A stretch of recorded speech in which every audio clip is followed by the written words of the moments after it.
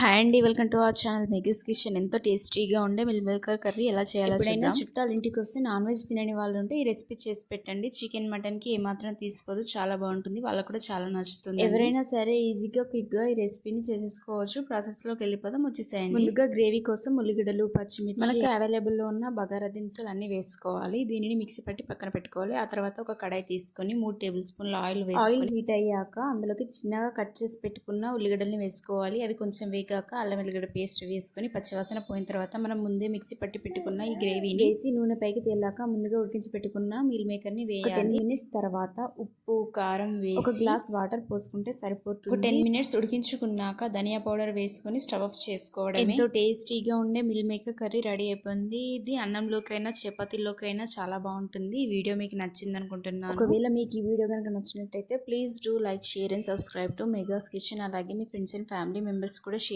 చేయండి. Thank you for watching.